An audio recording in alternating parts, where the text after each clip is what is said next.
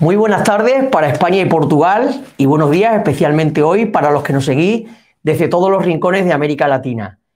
El Fondo de Cooperación para Agua y Saneamiento, el FECAS, en su compromiso con el fortalecimiento institucional de los países con los que colabora, está realizando un importante esfuerzo para promover la publicación de estudios y recomendaciones relacionados con el sector del saneamiento y las aguas residuales, adaptados a las realidades de América Latina y el Caribe. Recientemente acaba de publicar la guía que presentamos hoy, titulada Selección de tecnologías de tratamiento, que ha sido realizada por expertos del Centro de Estudios y Experimentación de Obras Públicas, por el CEDEX, y que recoge una serie de recomendaciones para proyectos de saneamiento y tratamiento de aguas residuales. Para conocer todos los detalles de esta imprescindible guía, tenemos con nosotros hoy a Yasmina Ferrer Medina, que es jefa de área de agua y saneamiento del Fondo de Cooperación para Agua y Saneamiento de AECID, promotor de dicha guía. También contamos con los autores de la guía, Ignacio del Río Marreno, jefe de área de tecnología del agua, y con Carlos López Monllor, coordinador de programa técnico científico, ambos del CEDEX. Tras la introducción a la guía realizada por Yasmina Ferrer, Ignacio del Río y Carlos López nos hablarán de los aspectos técnicos y las recomendaciones. Y para finalizar, abriremos una ronda de preguntas donde nos podréis dejar vuestras consultas para ser resueltas totalmente en directo. Así que recordaros que podéis descargar las ponencias de hoy y la propia guía en la pestaña de App, en Compartir Medios. Y como siempre, mi compañera Tina estará a vuestra disposición en el chat para todo aquello que vayáis necesitando. Y ya sin más, doy paso a Yasmina Ferrer Medina, jefa de área de agua y saneamiento del FECAS. Buenas tardes, Yasmina, y adelante con tu intervención. Muchas gracias. Hola, buenas tardes. Gracias, José Miguel, por la presentación. Pienso que la mayoría de ustedes conocen el Fondo de Cooperación para Agua y Saneamiento, pero bueno, un poco por recordar, es un fondo que se creó hace ya más de 10 años, en el 2009, un fondo de donación creado por el Gobierno español para apoyar a la región, a los países de la región de América Latina y Caribe en el proceso de consecución y avance del derecho humano, el acceso al derecho humano a agua y saneamiento. Quería dar la bienvenida a todos, darles un saludo a todos y agradecer primeramente a José Miguel de aguasresiduales.info por haber tenido la idea de organizar este webinario y habernos ofrecido este medio de difusión para ello, ¿no? Y por todo el trabajo que ha hecho de difusión de esta guía, ¿no? También agradecer a todas las personas que se han registrado, que son muchas, por lo que he visto, a este evento de distintos países, de distintos ámbitos profesionales, ¿no? También quería, por supuesto, agradecer a los técnicos del CEDES que se han implicado a fondo en la realización de estas recomendaciones.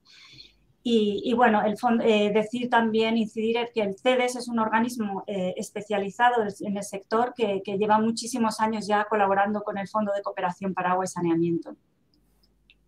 Estas recomendaciones, por poner un poco de contexto, forma parte de un conjunto de productos, de una serie de productos que podríamos llamar del conocimiento. Hay una serie de guías, recomendaciones, herramientas que están siendo impulsadas por AECID a través del Fondo de Cooperación para Agua y Saneamiento para apoyar de alguna manera en esta difícil tarea de conseguir avanzar en el saneamiento y tratamiento de aguas residuales para todas las personas en la región de América Latina y el Caribe. Todos estos productos del conocimiento, si bien están todos centrados en el tema del saneamiento y tratamiento de aguas residuales, lo abordan la temática de distintos aspectos, ¿no? Desde lo que es el enfoque de los proyectos, el enfoque de los planes maestros, el diseño y construcción de las infraestructuras, pasando por la gestión del servicio y la planificación sectorial y la política pública que tienen que realizar o impulsarse desde las administraciones. Todos son elementos fundamentales y necesarios para abordar adecuadamente el desarrollo del saneamiento y conseguir que el servicio llegue a todos, ¿no? Todos estos productos del conocimiento que se están generando y que se está trabajando ahora en ello van a estar accesibles a través de una sección de la página web del Fondo de Cooperación para Agua y Saneamiento, que se está trabajando una sección específica de saneamiento y tratamiento de aguas residuales. que cuando esté disponible, que será en unos días, se enviará a todas las personas que se han conectado a este webinario. Y como digo, para la elaboración de estos productos hemos tenido la suerte de contar con los técnicos del CEDES, que como comenté anteriormente, es un organismo que lleva ya muchos años trabajando en la región, apoyando al fondo y que tiene mucha experiencia en este ámbito y ha tratado de alguna manera de recoger esta experiencia en estos productos de conocimiento, ¿no? Pero además también han trabajado otros organismos, está colaborando con otros organismos, instituciones, ¿no? Y quería resaltar en particular o hacer mención especial al BID, al Banco Interamericano de Desarrollo, que ha sido durante todos estos años un socio estratégico de la ECID en la región y al cual el FECAS está apoyando con fondos propios y también con fondos delegados de la Unión Europea, está apoyando una iniciativa muy interesante sobre saneamiento, a través de la cual están también generando productos de gran interés, productos muy interesantes, algunos de los cuales también intentaremos poner a disposición a través de este espacio de la página web. Y José Miguel, si puedes, por favor, proyectar la diapositiva. Sí, en esta diapositiva que veis quería un poco recoger un poco los distintos ámbitos que estaba comentando anteriormente en los que se está trabajando y los distintos productos, ¿no?, que se están generando. Algunos ya están finalizados, otros están en elaboración, en fase borrador. Y la idea es, como digo, ir subiéndolos y colgándolos en la web para que estén a disposición de todos. Más o menos están estructurados en esos dos grandes ámbitos. Por un lado está el ámbito de la política pública, planificación sectorial y normativa, ¿no? Digamos, el trabajo que se hace más a nivel de las administraciones a nivel nacional o regional. Ahí, por ejemplo, tenemos unas recomendaciones para la planificación sectorial del saneamiento, que es un documento que está en borrador y en el que están participando muchas instituciones, ¿no? Está siendo liderado por el CEDES este trabajo. Además de lo que son las recomendaciones en sí, se van a generar toda una serie de guías metodológicas de apoyo a la realización de los estudios que son necesarios para acometer la planificación sectorial, como esa guía de estimación de costes de plantas de tratamiento que ya está publicada, que ya ha sido publicada. Luego también se está trabajando en recomendaciones o lineamientos para la elaboración de normativas relacionadas con el tratamiento de aguas residuales. Ya hay unos lineamientos específicos centrados en lo que es en la regulación de los vertidos y la calidad de los vertidos, pero se quiere trabajar en otros ámbitos como reuso y gestión de lodos. También se ha impulsado una plataforma de debate permanente sobre normativa que está albergada en la página web de la CODIA, en la cual pues, se han creado varios grupos de trabajo en los que están participando técnicos, expertos de distintas instituciones de diferentes países de la región y se están generando ahí unos intercambios y unos debates interesantes respecto a este tema de la normativa. Sí mencionar que todos estos trabajos en general se están coordinando mucho con la CODIA, se está trabajando muy intensamente en coordinación con la CODIA, con la Conferencia de Directores Iberoamericanos del Agua, que es un organismo que lleva apoyando la ECID desde hace muchos años, ¿no? Y que hace un trabajo cada vez más intenso y más interesante, ¿no? Luego también en el ámbito ya más de lo que son los planes maestros, el desarrollo de los proyectos, tenemos ahí varios ámbitos de trabajo, lo que es el diseño de sistemas de saneamiento y tratamiento de aguas residuales. Hay varios trabajos, estarían por un lado estas recomendaciones que se van a presentar hoy para la selección de tecnologías de tratamiento de aguas residuales, pero también se van a poner a disposición una serie de hojas de cálculo de diseño de los distintos procesos para que se pueda descargar, un protocolo para la puesta en marcha de las plantas de tratamiento. Luego, en el ámbito en lo que sería, creo que se ha ido la presentación. Ah, no. Ahora, en el ámbito que sería más de trabajo con la población y con los usuarios, los beneficiarios de los sistemas, el BID está trabajando en unas publicaciones muy interesantes con metodologías para el fomento de la conectividad y estrategias de cambio de comportamiento. Y luego también se quiere trabajar el tema del apoyo a los operadores, herramientas de diagnóstico de operadores y herramientas se pondrán a disposición también para apoyar en la operación de los sistemas. También decir que se van a organizar toda una serie de talleres y cursos un poco para dar difusión y trabajar en base a estos productos de conocimiento. Y bueno, ya centrándome más en lo que has... Sí puedes quitar ahora quizás ya la diapositiva, José Miguel, gracias. Perfecto. Centrándose más ya en lo que serían las recomendaciones que se van a presentar hoy, quería decir o mencionar que resaltar la importancia que tiene el proceso de selección de las tecnologías de tratamiento de aguas residuales. Es un proceso muy importante, especialmente en las poblaciones de pequeño tamaño. Desgraciadamente, el saneamiento y en especial el tratamiento de aguas residuales no siempre son servicios que demande o demandados por la población y resultan particularmente costosos, tanto en lo que es la ejecución, la construcción, como la operación posterior. Siempre recuerdo haber hablado en una conversación que tuve con un responsable de saneamiento de la empresa que gestiona las aguas residuales en la región de Navarra, en España, en Nilsa, que me comentaba cuando estaban haciendo el plan sectorial de tratamiento de aguas residuales para las poblaciones más pequeñas, las de menos de 500 habitantes, que les iba a suponer un coste mucho mayor, a pesar de que esto es un porcentaje pequeño de la población total de Navarra, les iba a suponer un coste mucho mayor que depurar las aguas de los núcleos de mayores de 500 habitantes. Quiero decir que es costoso y por eso es importante abordar esta tarea con una especial dedicación, algo que no siempre se hace porque no se destina el tiempo suficiente o no se destinan los recursos necesarios, ¿no? Por eso yo creo que es importante poner a disposición herramientas como las que se van a exponer a continuación y además los gobiernos deben hacer una adecuada priorización de los proyectos. Promover un desarrollo ordenado del servicio y promover también una organización de cómo se van a gestionar esos servicios a nivel más macro previo a acometer los proyectos para asegurar que no hay un desperdicio de recursos en esta tarea y se asegura la sostenibilidad de las instalaciones.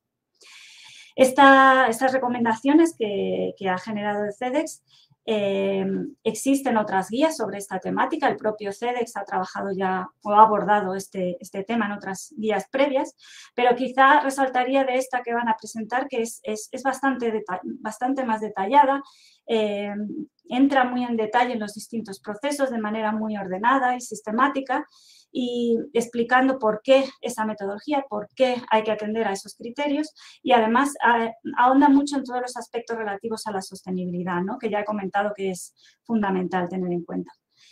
Entonces, por mi parte, nada más, dejo paso a los técnicos para que puedan ellos exponer la guía. Gracias. Estupendo, Yasmina, pues muchas gracias. Vamos a dar paso ya a Ignacio. Ignacio del Río es jefe de área de tecnología del agua del CEDEX y va a comenzar con la exposición de la guía. Ignacio, buenas tardes, adelante cuando quieras y te vamos abriendo tu presentación. Hola, muy buenas tardes a todos por este lado y muy buenos días del otro lado del Atlántico. A todos, encantado de estar aquí, poder compartir este trabajo con ustedes. Si me puedes poner la presentación, José Miguel, desde el principio. Ahí la tiene ya. Sí, me voy a apoyar en una pequeña presentación. Vamos a hacer una presentación de la guía. Digamos, yo voy a contar un poco los antecedentes, las cuestiones más generales, etcétera. Y luego Carlos entrará en detalle de la metodología que hemos propuesto en el documento, ¿no? Como esta guía es de libre descarga, entiendo que gran parte de ustedes incluso ya podrán haberle echado un ojo y conocer un poco los contenidos. Pero aún así, bueno, vamos a pasar un poco de dónde nace esta guía, ¿no? Como bien decía Yasmina, nosotros tenemos mucha experiencia, la teníamos en España, pero también la tenemos ya en muchos países de Latinoamérica, no solo de desarrollando en primera persona proyectos de tratamiento de aguas residuales, sino supervisando, como apoyo a la administración, proyectos que realizan multitud de consultoras, de ingenierías, tanto en España como hemos trabajado en 11 países de Latinoamérica diferentes, con lo cual tenemos una panorámica muy amplia de la casuística que nos podemos encontrar y de las capacidades y limitaciones que tiene todo esto, ¿no? Decía, este es un tema donde siempre le hemos dado mucha importancia porque además siempre hemos tenido la sensación que no se trataba con la suficiente rigor o con la suficiente dedicación que merecía el tema, ¿no? Y ha sido un tema que hemos ido madurando con los años y desarrollando una metodología y hasta llegar un poco a esta guía que se ciñe exclusivamente en la selección de tecnologías, ¿no? Como decía, responde un poco a tratar de ayudar en general a los técnicos del sector, ¿no? para superar unas limitaciones que hemos encontrado, ¿no? En muchos casos vemos que, como decía, que no se le da mucha o ninguna atención, en algunos casos ninguna, proceso de selección de tecnologías, y que cuando se hacen estudios más o menos con buena intención, pues a veces hay carencias importantes porque se ha obviado aspectos de los condicionantes locales que es necesario tener en cuenta, o no se analizan, no se plantean las alternativas que son las más adecuadas, resultando en una selección errónea o resultando en un proyecto donde cuando estamos llegando ya a la fase final y tenemos que dimensionar las instalaciones para hacer el proyecto constructivo, nos damos cuenta que nos hemos olvidado algún factor importante y tenemos que rebobinar todo y volver a empezar y completar las tecnologías. En definitiva, pensamos que la selección de alternativas es algo muy importante, ¿no? Los estudios previos en un proyecto son los que marcan las decisiones más importantes, mucho más que el proyecto constructivo, cuando ya todas las decisiones importantes están tomadas, ¿no? Y cuanto más precisos seamos en tomar las decisiones adecuadas, seguiremos un mejor camino que al final redundará en una mejora de la sostenibilidad y en un beneficio para la población, ¿no? Como decía, en general lo que nos hemos encontrado es que los proyectistas, los ingenieros, abordan este análisis con muy buena voluntad, con mucho sentido común, pero con un conocimiento muy limitado de lo que son los proyectos de ayuda a la decisión y de lo que le pueden aportar y lo que no pueden aportar, ¿no? Entonces, con toda esta experiencia, ¿qué objeto tiene esta guía? Pues bueno, para empezar, lo primero que tenemos que decir, si ya los que habéis podido ojearla, es que no se trata de un documento divulgativo, breve, ni de fácil lectura, casi diría, ¿no? Bueno, de fácil lectura espero que sí, pero lleva un tiempo leerlo, ¿no? Porque es un documento técnico, hecho por técnicos, donde tratamos de recoger la experiencia nuestra y de muchos colaboradores y ponerla a disposición de otros técnicos que quieran conocer más sobre este tema, ¿no? Es un documento que aporta, digamos, ese déficit tratamos de aportar ese déficit que hemos visto, unos conocimientos mínimos sobre lo que son los sistemas de ayuda a la decisión, ¿no? Los sistemas de análisis de decisión multicriterio, ¿no? No pretendemos con esta guía no es objeto que la gente lo siga a pies juntillas, ¿no? Y que haga todo el desarrollo exhaustivo, ¿no? Sí pretenderíamos que el que tenga que hacer un estudio de este tipo se la lea. Yo creo que con la lectura de la guía pues le va a ayudar mucho a reflexionar sobre las circunstancias que puede tener en cuenta en cada caso, cómo tenerlas en cuenta, qué hacer. La guía aporta muchas experiencias, muchas recomendaciones y yo creo que una lectura aporta una reflexión importante de cara a hacer bien, ¿no?, este estudio de alternativa, ¿no? Por acotar dónde va dirigida, pues no va a cualquier tipo de saneamiento o tratamiento, ¿no? Está completamente dirigida a lo que es una selección de tratamiento de aguas residuales, ¿no? Y quizá más dirigida a lo que sería selección cuando no existe previamente una planta de tratamiento, ¿no? Digamos que la guía se ha dirigido quizá al caso más complejo donde no existe ningún sistema y hay que instalar una línea completa, ¿no? Evidentemente, gran parte del contenido es de aplicación en cualquier caso, ¿no? Pero ha tratado de abordar las situaciones más complejas, ¿no? Especialmente por los proyectos incluso muy comunes en países en desarrollo donde a la vez que la planta de tratamiento pues hay que desarrollar todo el sistema de saneamiento colectivo, ¿no? Y como decía Yasmina, quizá hay un nicho especialmente complejo que es el de las pequeñas poblaciones. Pues ¿por qué? Porque las singularidades de estas poblaciones, su tamaño hace que pueda haber diferencias muy importantes de una población a otra. Su tamaño también hace que pueda haber un oferta tecnológica mucho más amplia, que en grandes poblaciones no quepa tanta variedad de tecnologías como cabría elegir o proponer en una pequeña población. Y a la vez a esto hay que sumar que normalmente son los proyectos más desatendidos o que incluso hacen, digamos, los consultores menos potentes, ¿no? Y pensamos que es el nicho donde más importancia hay que darle a la selección de tecnologías, por cuanto se pone mucho más en riesgo la sostenibilidad del servicio que en las grandes poblaciones, ¿no? Y por contar con esos medios, con esos menores medios, ¿no? Entonces, con esto, ¿qué tratamos? Pues buscamos aportar esta información ¿para quién? Básicamente para los técnicos del sector, ¿no? Básicamente para los ingenieros, los consultores que hacen un plan director, que hacen un proyecto de tratamiento de aguas, así como los técnicos de las administraciones encargados de supervisar estos trabajos, ¿no? Pero luego creemos que aporta mucha información útil y muchos planteamientos conceptuales, incluso útiles, para cualquiera que sea responsable de tomar decisiones en lo que es el sector o en el desarrollo del sector de tratamiento de un país y en general para cualquier estudio de toma de decisiones que no sea estrictamente el de la tecnología de tratamiento, sino otros estudios dentro del desarrollo del saneamiento, por ejemplo, ¿no? Pensamos que puede ser una lectura útil, ¿no?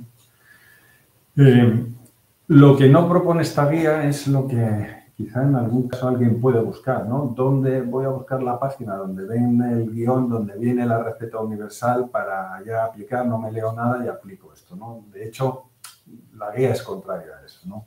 Lo que viene a explicitar en todo el texto y con la lectura se comprende es que cada caso tiene sus circunstancias locales que van a obligar a adoptar un modelo de decisión específico, ¿no? Hacer un planteamiento, unos criterios, unas valoraciones que son propias del lugar y que inevitablemente pasan por conocer las circunstancias del lugar.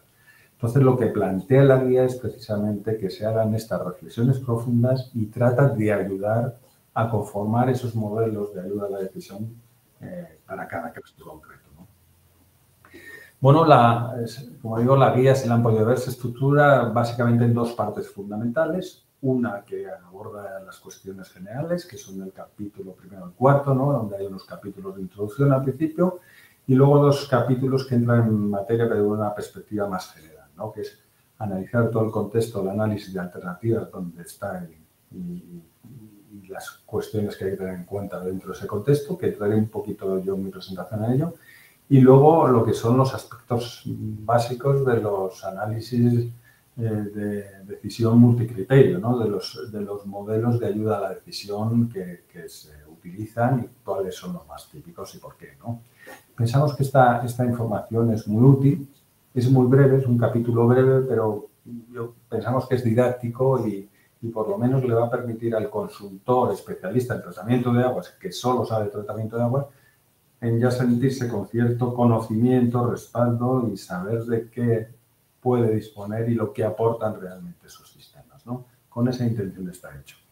Luego viene la parte gruesa del manual, que es una propuesta metodológica propia, que es realmente la metodología propuesta es bastante común. Quizás lo importante de este proceso es lo detallado que está en cuanto a las cuestiones que hay que tener en cuenta en cada caso, ¿no? Porque muchas veces nos encontramos que los estudios se atascan o se toman decisiones equivocadas en un momento dado, aunque hayan partido de un buen planteamiento, ¿no? Entonces, bueno, esta parte metodológica va del capítulo 5 al 6 y los 3 anexos que tiene la guía. Entonces, en el análisis de los elementos se consideran la decisión, la construcción del modelo, la valoración de las alternativas y el análisis de los resultados. Todo esto lo contará Carlos y luego tiene una serie de herramientas o de desarrollos de apoyo para construir estos modelos, que se hace un estudio, se introduce qué estudios son necesarios para conocer la situación, cómo se deben estudiar las tecnologías para hacer un análisis de alternativa y todo un análisis de criterio que se aporta de posibles ejemplos, casos, recomendaciones. Y para terminar, pues hay un anejo con un ejemplo para que se entienda un poco la aplicación práctica. Bueno, finalmente hay un capítulo 7 que es como un destilado muy breve, muy escueto de lo que son los principales aportes de la guía y las principales recomendaciones, ¿no? Bueno, en cuanto a las cuestiones generales, muy brevemente, porque el que lo puede, evidentemente lo tiene en la guía, solo comentar un poco. El contexto de selección de alternativas. Como digo, puede haber situaciones muy dispares, desde que nos encontremos que mi estudio de alternativas es para ampliar una planta de tratamiento o para introducir un proceso adicional en una planta de tratamiento que ya está construida, que es algo muy escueto, de ahí a construir solo la planta, hasta el caso más complejo, digamos, que es cuando trabajamos en una población donde no tenemos ni saneamiento colectivo ni planta de tratamiento y se va a desarrollar todo el saneamiento colectivo juntamente con la planta de tratamiento. Bueno, pues, como digo, la guía se ha pensado sobre todo para poder cubrir este caso, que resultaría más complejo en el desarrollo, pero se introducen unas reflexiones ahora que muchos países están potenciando este desarrollo, ¿no? De cómo la selección de alternativas no puede llegar a ser un elemento que se considere solo al final del proyecto. Cuando ya hemos desarrollado todo, bueno, vamos a hacer la planta y ahora vamos a seleccionar la alternativa. Porque podemos llegar a situaciones donde las ecuaciones no tengan solución. O sea, como veremos más adelante, nosotros dirigimos toda la selección de alternativas a la sostenibilidad del servicio. Los servicios tienen que ser sostenibles y las alternativas que podamos construir y seleccionar tienen que ser las que aseguren la mayor sostenibilidad posible de ese servicio. Entonces, cuando un país se está desarrollando con sus planes, políticas nacionales, sus planes nacionales, luego hay planes regionales con estrategias de operadores, con estrategias de unificar vertidos para tratar conjuntamente. Luego está el paso digamos, el nivel del plan director de la población, donde también se toman un montón de decisiones. Toda esa cadena de decisiones tomadas en los planos superiores, toda condiciona al final la solución que yo vaya a poder adoptar en cada proyecto concreto. Claro, lo que nosotros planteamos es que cuando un país hace su plan de desarrollo o se hacen estrategias de carácter regional o planes de cuenca regionales y cuando se hace sobre todo el plan director de una población, en cada una de esas decisiones se debe tomar en cuenta que al final hay que seleccionar una tecnología de tratamiento que sea sostenible. O sea, no podemos llegar al final a cargar con todas las malas decisiones de arriba. Todas esas decisiones tienen que estar, ¿no?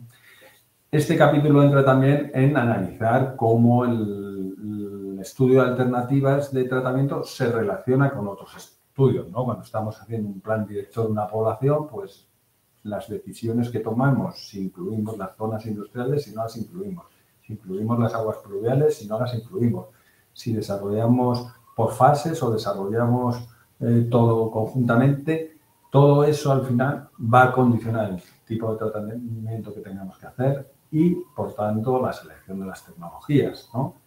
Y un elemento que es muy importante, la selección de los terrenos de dónde ubicar la planta. Y, por cierto, al respecto también estamos haciendo una guía porque entendemos que es importante establecer unas recomendaciones, ¿no? Y cómo esto interactúa, cómo la selección de tecnologías, a su vez, debe condicionar todas las decisiones en un plan director y los demás estudios, ¿no?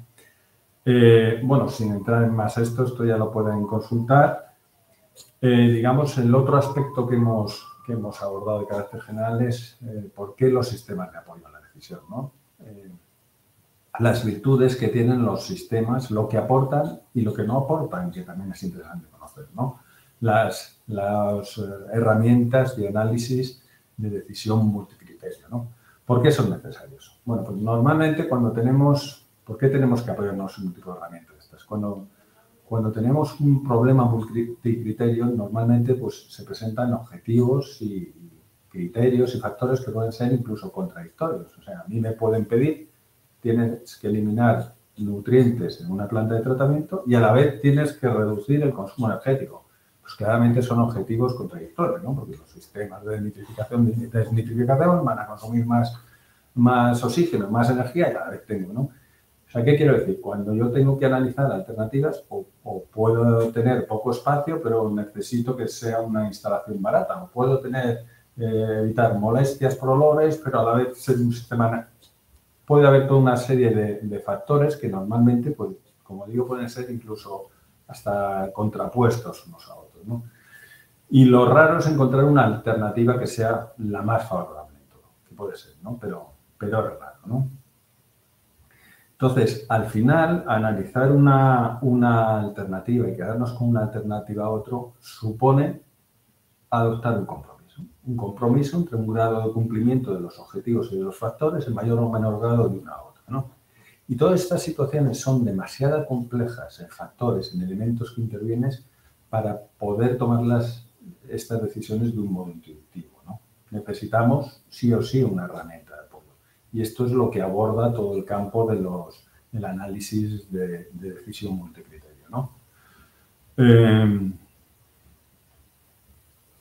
¿Qué nos aportan estos sistemas? Tienen muchas ventajas, ¿no? Son herramientas que permiten la integración, como decía, de una información muy diversa y muy compleja y que somos capaces a través de estos instrumentos de ordenarla y integrarla conjuntamente para hacer una valoración, ¿no? Pero no solo eso, nos aportan seguridad en el procedimiento. Seguridad en el procedimiento desde diferentes puntos de vista. Si yo tengo un sistema, un modelo, un método desarrollado, pues eso me va a asegurar que evite esas carencias que decía al principio, ¿no? Me evite tener olvidos de elementos, de información que puede ser importante para la decisión, pero que no he tenido en cuenta, ¿no? Pero además, si voy acotando el análisis por partes y voy analizando cada una de las partes, pues me da seguridad en que mi procedimiento de análisis va a estar lo menos sesgado posible que puede estar. Va a ser lo menos subjetivo o esa subjetividad por lo menos va a quedar muy clara, ¿no? La transparencia para mejorar la comunicación. Si yo soy capaz de alguna forma ordenar todo el razonamiento que hemos seguido para llegar a la decisión y lo puedo transmitir, pues eso, digamos, cuando intervienen muchos interlocutores es un elemento muy importante, ¿no? Y para la población en general. El entendimiento, por las mismas razones, yo lo hago de una forma ordenada y lo voy distribuyendo, pues al final, aunque no sea experto en la materia, sí puedo entender por qué hemos decidido una solución o otra, ¿no? La trazabilidad, pues lo mismo. A mí me permite reconstruir todo el proceso de decisión e incluso entrar en debate de aquellos aspectos con los que yo no estoy de acuerdo. Entonces, son sistemas muy robustos que permiten no solo integrar y llegar a una solución, sino exponer y debatir esas soluciones, ¿no? Todo esto es muy, muy recomendable en muchas situaciones, pues cuando el que financia es una entidad, el que va a operar es otra entidad, el que construye es otra entidad y los usuarios, evidentemente, son otra entidad. Normalmente vamos a tener muchos interlocutores a los que le incumbe esta decisión y es importante poder hacerlo, ¿no? Pues lo que propone la guía es un método de estos, un método aditivo que divide el problema en componentes y además dentro de cada componente, de alguna manera, la subjetividad permite introducirla de dos maneras. Una, en la valoración de cómo ese componente debe influir en la decisión final y otra, en cómo cada alternativa debe valorarse con respecto a ese componente.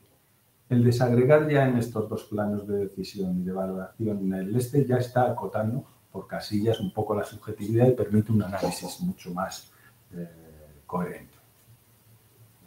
Pero también tenemos que tener claro que esto no es un modelo predictivo. No sustituyen la decisión. O sea, son herramientas de apoyo en la toma de decisiones, pero no es una ecuación matemática que nos lleva a una solución. Dense cuenta que la decisión no responde a una ecuación matemática. Son herramientas de apoyo que nos permiten exponer toda la información de manera ordenada, exponer todos los razonamientos de manera ordenada y analizar diferentes factores. Pero su ecuación, su suma, su multiplicación no lleva a un resultado inequívoco, no es un tema matemático, ¿no? Son herramientas, no deben sustituir la decisión, ¿no? De hecho, como ya comentaremos, muchas veces la decisión se apoya más en el análisis de cada uno de los criterios por separado y lo que ha resultado que en el valor final, ¿no? Dense cuenta también que al integrar toda esta información, pues estamos corriendo el riesgo de omitir parte de la información que puede ser relevante y que no no dejamos la subjetividad. La subjetividad sigue entrando en cada una de las casillas de valoración en las que hemos vivido el problema, ¿no? Y un poco lo que decía antes, no existe un modelo universal. O sea, no solo no existe un modelo universal, sino que necesariamente en cada caso debe construirse el modelo, ¿no? Entonces,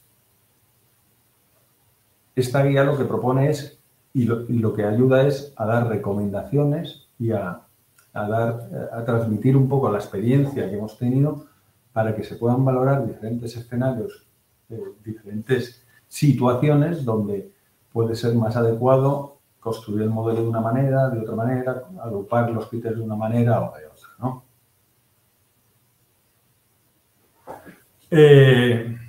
Ya nada, casi le voy a dar la palabra a Carlos, pero me gustaría repasar algunos aspectos que a mí personalmente yo creo que a los dos nos parecen más destacables de la guía, ¿no?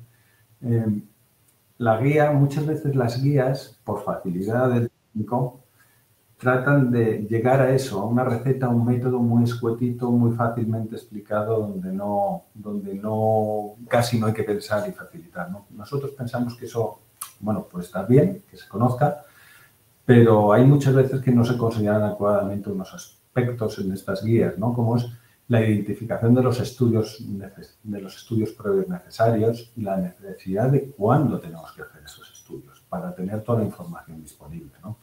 La necesidad de agrupar por ámbitos los criterios. En esto entraremos varias veces. Por ámbito, para asegurar que el peso es el peso en la decisión. Y eso hay que tenerlo claro, ¿eh? Ponderar la ponderación y la subjetividad, el sentido que tienen, ¿no? Que en la ponderación los pesos no son algo universal. Los pesos reflejan para el agente que tiene interés en el proyecto cuál debe ser la solución ideal y qué elementos entran. Luego pondré una transparencia en esto para que se entienda. ¿Qué aporta también? Pues pensamos que una metodología mejor ordenada. Normalmente en las guías, incluso las nuestras, liábamos un poco lo que era el método con la evaluación y tal. Aquí ya diferenciamos la construcción del modelo de lo que es su evaluación, identificamos los elementos que deben tomarse en cuenta en el análisis, los objetivos, las alternativas, las condiciones locales, los riesgos. Identificamos, como decía, los estudios necesarios, el conocimiento de las tecnologías y se hace, sobre todo, el análisis más estructurado de criterios, ¿no? En todos los elementos vamos aportando recomendaciones y experiencias, ¿no? Y solo ya dos pinceladas, lo que hemos dicho ya varias veces, la sostenibilidad del servicio. Yo creo que esta parte centra mucho el análisis, cómo entendemos nosotros que debe hacerse, ¿no? Enfocado a sus 4 facetas, a la técnica, a la económica, a la social y a la ambiental y la estructuración de todos los factores en esto. Y unos análisis, un análisis de los agentes interesados y todo lo que le decía, ¿no? La subjetividad. Con esta figura final solo quiero que vean que probablemente la solución ideal para el prestador del servicio no será igual que para el financiador del servicio, el promotor, ni para las autoridades ambientales, ni para los usuarios en general y, por supuesto, para los afectados o los vecinos a la instalación que podrán tener, ¿no? Y introducimos ahí unas reflexiones y unas experiencias de cuál debería ser el papel del consultor, del ingeniero encargado, coordinador de este estudio de alternativas y cómo debe compensar cuando detecte que falta peso en alguno de estos elementos o de estas perspectivas, ¿no? Sin más, yo quería destacar estos elementos porque nos parecen importantes, nos parecen también más novedosos que están introducidos en el sistema. Y por mi parte nada más. Ya, Carlos, si quieres entras ya en los detalles. Bueno, ahí tienen mis datos por si quieren continuar. Bueno, pues muchas gracias, Ignacio, por mostrarnos estos detalles de la guía y por tus recomendaciones también de cómo afrontar esta selección de tecnología. Tendremos la ocasión de conocer más detalles ahora en la ronda de preguntas. Damos paso a continuación a Carlos López, que es coordinador de programa técnico científico en el CEDES. Carlos, buenas tardes. Te vamos preparando tu presentación. Buenas tardes. Muchas gracias, José Miguel. Nada, saludaros a todos, a todas y comentar que es un placer compartir con con todos vosotros este trabajo que atesora la experiencia del CEDEX en esta temática durante muchos años. Y nada, paso a entrar lo que es, como ha comentado Nacho, voy a desarrollar un poco la parte metodológica de la guía. Entro primero mostrándoos esta tabla en la que se han identificado las tareas necesarias para llevar a cabo un análisis multicriterio con modelo de medición de valor, adaptándola de la bibliografía para el caso concreto de la selección de alternativas de plantas de tratamiento o residuales. En esta tabla el primer paso sería el establecimiento del contexto de la decisión, que es algo en lo que ha entrado Nacho ya en detalle, todos los aspectos que hay que tener en cuenta de un punto de vista macro. Luego la definición de los elementos del análisis, que para el caso de análisis de alternativas de plantas de tratamiento serían los objetivos del proyecto, las alternativas que vamos a considerar y los condicionantes locales que determinarán la toma de decisión. Luego habría que recopilar toda la información necesaria para poder valorar las alternativas, construir un modelo de decisión en el que habría que seleccionar y estructurar los criterios, asignar las ponderaciones para los distintos criterios, diseñar el modelo de decisión, el sistema de valoración para cada criterio y establecer un sistema para agregar la información de un valor global y poder obtener una puntuación genérica. Y por último, y seguramente sea la parte más importante, es porque esto, no, como ha comentado Nacho, no es un modelo predictivo, al final hay que interpretar los resultados, hacer un análisis de incertidumbres y con él obtener unas conclusiones y comunicar los resultados. Os comento primero todo lo que es el tema del conocimiento de condiciones locales. ¿Por qué empiezo por aquí? Porque es clave para la definición de los objetivos del proyecto.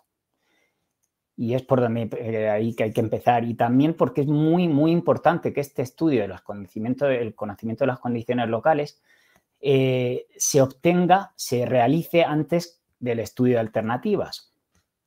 Que no siempre es así, que aunque pueda parecer extraño, por ejemplo, nosotros estamos revisando en la actualidad un proyecto de una población de 100.000 habitantes, que no es poca cosa, donde no se ha caracterizado el terreno de la planta en el momento del terreno donde va a ir ubicada la planta en el momento de la selección de alternativas.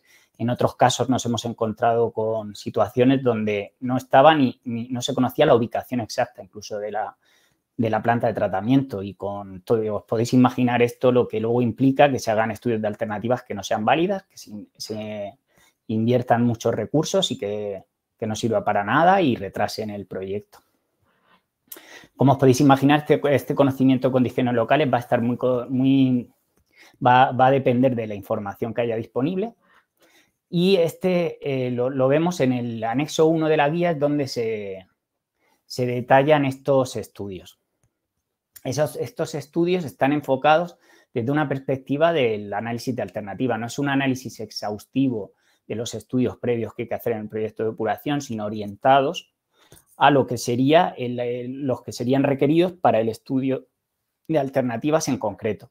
Y bueno, este anejo tiene una introducción y se ven un poco pues, los aspectos por los que habría que pasar para este estudio de las condiciones locales, como la revisión de la normativa de aplicación, el estudio de la población y su entorno, el conocimiento de la entidad prestadora del servicio, el estado de las infraestructuras y los servicios existentes, no solamente de saneamiento, sino también es importante los de agua potable, la caracterización de las condiciones ambientales, en el caso concreto, la caracterización del terreno de la PETAR, pues lo que son estudios de inundabilidad o estudio geotécnico, estudios topográficos son muy importantes, ya que determinarán la viabilidad de algunas tecnologías y el conocimiento de los precios locales para estimar los costes de inversión y de operación y mantenimiento. Bueno, una vez visto ya lo que son el estudio de las condiciones locales, pasamos a ver los objetivos. Los objetivos de la construcción de la planta, es necesario pasar por aquí porque es verdad, si bien los objetivos de tratamiento, que serían la eficacia, llegar a unos determinados límites de tratamiento, los de eficiencia, obtener con unos determinados recursos, llegar a esos límites, o la seguridad en cuanto a cómo afrontar los riesgos en cuanto a estos factores, puede haber otros requisitos que condicionen también la selección de alternativas. Por ejemplo, todo lo que son reducción de gases de efecto invernadero o en cuanto al consumo energético, temas de neutralidad energética que cada vez se introducen más en los proyectos, o los asociados a economía circular, como recuperación de energía, recuperación de residuos, como por ejemplo los lodos, reuso de aguas, también puede ser recuperación de nutrientes de las corrientes de los retornos de los lodos, potenciar sinergias entre actividades. Puede haber muchos objetivos que es necesario realizar este análisis, para lo que es muy importante conocer el contexto previamente, porque va a depender de ello. Luego, enumero aquí lo que son los objetivos de sostenibilidad, que en mayor o menor medida siempre van a tener que estar presentes en todos los proyectos. Sería la sostenibilidad técnica, sostenibilidad social, sostenibilidad económica, sostenibilidad ambiental y sostenibilidad institucional. Luego pasaré un poco más en detalle por ello. Y luego, al mismo nivel que los objetivos, es muy importante tener en cuenta incertidumbres o riesgos que pueden tener lugar en el proyecto y que pueden condicionar de un modo importante las tecnologías. Por ejemplo, por poneros un ejemplo, puede ser un aspecto, podría ser un cambio normativo inminente o que se previese que pudiese tener lugar, o un cambio político que afectase al prestador. Todos estos, como os podéis imaginar, son aspectos que tendrían una influencia muy grande y tendrían que tenerse en cuenta. Bueno, pues ya una vez expuesto lo que es el desarrollo de objetivos, bueno, primero comentaros que sobre el desarrollo de objetivos es un estudio que parece un poco básico, pero muy importante. O sea, que se nos olvide un objetivo concreto puede invalidar totalmente el estudio de tecnología. Si haces un estudio de selección de alternativas y no consideras, por ejemplo, que va a haber reuso de agua y luego lo hay, pues eso puede invalidar el estudio, y es muy importante hacer este estudio, estas reflexiones previamente. Y pasando a la metodología propuesta, nombro primero lo que son las características básicas de la metodología.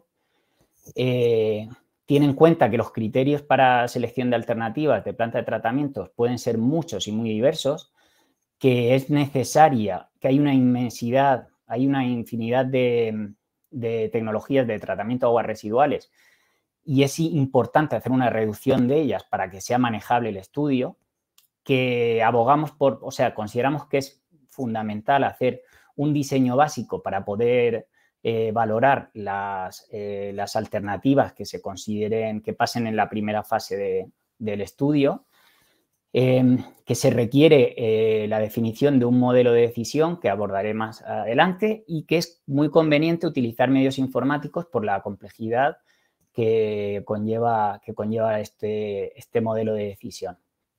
La metodología propuesta, que viene aquí la figura, donde la veis, podemos dividirla en 4 partes, que luego pasaré una por una, por lo que son las distintas etapas. La primera es el análisis de criterios, del cual cuelgan los otros 2 bloques, que sería, por un lado, el estudio de tecnologías, donde se descartarían las tecnologías que no pasasen los criterios que denominamos criterios limitantes, que explicaré luego posteriormente también. Luego está la parte azul, que es la parte del modelo de decisión, donde habría sinergias entre los dos bloques, y luego tendríamos la parte final, que sería el análisis de los resultados obtenidos con el modelo de decisión. Bueno, pues primero pasamos a la primera parte, que sería el primer bloque, el análisis de criterios, que expongo muy brevemente. Tendríamos que determinar cuáles son los criterios limitantes y cuáles son los criterios a valorar. Los criterios limitantes serían los que alimentarían a la selección de tecnologías y son los que condicionan la selección previa. Por ejemplo, para que lo entendáis, un ejemplo sería la calidad del efluente tratado. Si tenemos una línea de tratamiento que no consigue llegar a la calidad que se establece, como que establece la normativa, directamente esa línea de tratamiento la tendríamos que excluir del estudio porque no merece la pena seguir hablando de ella, ya que no sería viable directamente, o la superficie de terreno disponible, que si sabemos ya de entrada que no va a caber una determinada tecnología, pues la excluimos del estudio. Eso sería, por un lado, los criterios limitantes. Y, por otro lado, lo que alimentaría el modelo de decisión serían los criterios a valorar, que serían los que meteríamos como inputs en el modelo de decisión. Que os pongo aquí un par de ejemplos, como serían los costos o la capacidad de adaptación a variaciones de caudal, que son criterios que habitualmente se introducen como criterios a valorar en la decisión. Luego pasamos a ver el tema del estudio de tecnologías, la parte que está señalada con el círculo. Bueno, pues este bloque contaría con, una vez que se han definido ya estos criterios limitantes, se descartarían las alternativas que no cumpliesen con estos criterios. Y para cada una de esas alternativas habría que hacer una medición de los atributos que las van a definir para los criterios de valoración. Aquí os expongo un ejemplo, os expongo una figura un poco más desarrollada de las dónde tendría, en qué etapa sería importante el conocimiento de tecnologías, tanto en el estudio de tecnologías como en la creación del modelo de decisión, porque hay muchas, al final hay muchas sinergias entre una y otra. Y quería comentaros básicamente algunos mensajes importantes, que es, como he comentado, la infinidad de combinaciones de tratamientos que hay en el mundo del tratamiento de aguas residuales, y que es un tema que hay que abordar y por eso es importante este descarte previo. Comentar también que la unidad de análisis es más conveniente, o sea, no es la más conveniente, es la que es adecuada, que es la línea de tratamiento. Esto lo comentamos porque en ocasiones se han hecho análisis de alternativas, donde se ha hecho un análisis de alternativas para el pretratamiento, otro para el primario, otro para el secundario, y estos análisis de alternativas por etapas no tienen en cuenta lo que son las sinergias que hay entre unas etapas y otras del tratamiento. Y no son una buena práctica en absoluto. Entonces, siempre hay que analizar la línea de tratamiento en su totalidad. Hay una excepción a esto que comento, que sería, pues eso, los tratamientos de desinfección o regeneración o cuaternarios, porque por su naturaleza suelen ser independientes y entonces no existe esta sinergia que comento y sí que se podrían realizar de modo independiente. Y luego un tema también que es importante comentar es tratar de optimizar en estos estudios el grado de definición de líneas a considerar. ¿Qué quiero decir con esto? Que al final líneas de tratamiento podemos hacer, pues para una misma línea de fangos de lodos activos podemos tener 4 pretratamientos distintos pero eso hasta qué punto resulta de utilidad en el estudio. O sea, es limitar un poco, como si dijéramos líneas básicas, y ya luego el desarrollo se puede hacer posteriormente. Podemos decir, pues en un tratamiento primario vamos a hacer una digestión de lodos, va a ser un primario con digestión de lodos y luego posteriormente ya veremos si es un tanque INHOF o una fosa séptica lo que se ponga. Bueno, este estudio de tecnología se ven en el anexo 2 de la guía. En este anexo 2 pues, se habla primero de las generalidades, luego de las tipologías de tratamiento existentes, cómo conformar la línea de tratamiento, se dan algunas pistas para esto, y las características que es necesario conocer de las tecnologías para poder caracterizarlas, y la obtención de los valores de los atributos. Aquí me voy a parar porque ya como he comentado antes, consideramos que es muy importante hacer el prediseño de las alternativas para la definición de costes y de superficies. Es verdad que si habéis visto algunas guías ya vienen definidos costes genéricos para algunas plantas de tratamiento y superficies, pero es importante saber que estos costes genéricos, o sea, están estudiados para un contexto concreto y extrapolarlos a otro contexto, para extrapolarlos hay que llevar mucho cuidado porque en muchas ocasiones los errores que se cometen son muy importantes. Entonces, si el contexto no es exactamente igual o no es muy parecido, sería muy necesario hacer el prediseño de estas alternativas. Y luego, en cuanto a la obtención de valores de atributos, también se comentan otros procedimientos de integrar información y la utilización de valores tipo que aparecen en la bibliografía, que serían para criterios que fuesen o cualitativos o cuantitativos muy complicados de caracterizar. Voy avanzando para la construcción del modelo de decisión. Pues bien, en este modelo de decisión, primero hemos pasado por el análisis de criterios donde se determinaban los criterios a valorar. Una vez que tenemos estos criterios a valorar, se hace una estructuración de los mismos. Luego, estos criterios se ponderan, se establece el peso que van a tener en la decisión y, por otro lado, se establecen sistemas de puntuación para los criterios y los factores. Ahora comentaré la diferencia entre criterio y factor. Y, por último, se establece un sistema de agregación de la información. Bueno, pues la identificación de factores a valorar. Comentar que esta es una fase, o sea, una parte muy importante del estudio de alternativas. Es necesaria una reflexión profunda, conocer el contexto y los objetivos y los riesgos del proyecto en profundidad. Y aquí voy a parar y voy a comentar que aquí a veces se confunde lo que es un objetivo y un criterio o factor. Es importante que al final los dos pueden definir algo a caracterizar, un tema a caracterizar de la tecnología, pero el objetivo va a determinar una dirección en muchas ocasiones y el criterio no determina una dirección.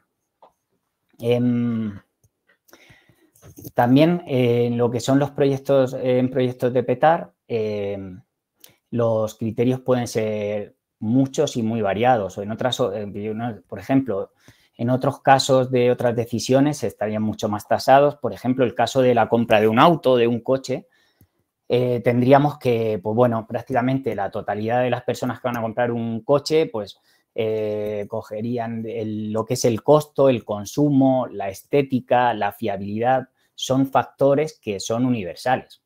En el caso de la planta de tratamiento, cada contexto es un mundo y hay que evaluarlo.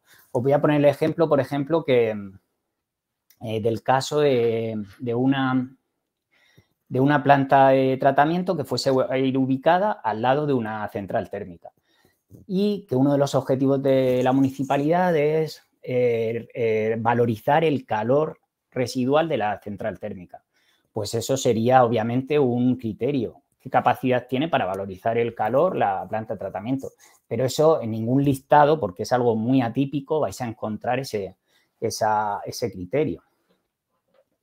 Comentar que la primera identificación de criterios, cuando se hace un poco un brainstorm y aparecen, pues eso, tenemos un resultado con una lista de muchos factores y que tendrá un grado de dependencia muy distinto entre ellos. Pues algunos dependerán a distintos ámbitos, al mismo, pueden ser complementarios o no. Por ejemplo, aquí pongo el ejemplo de la relación de implementar instrumentación con los costos de operación y mantenimiento, que obviamente aumentarán los costos de operación y mantenimiento, pero reducirán la complejidad.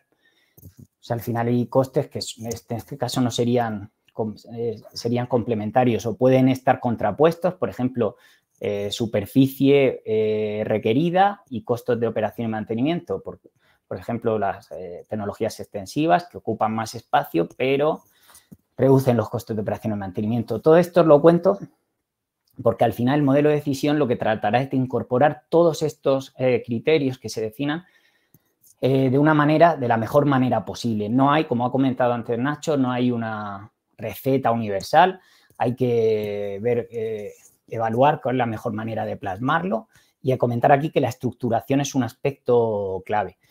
La identificación de factores a valorar. En el capítulo 6 de la guía se hacen un análisis de factores, de criterios, que luego pasaré un poco más en detalle y comentar que una vez que se han identificado los factores es necesaria la definición de atributos para poder evaluarlos. Y para que entendáis, bueno, el atributo sería la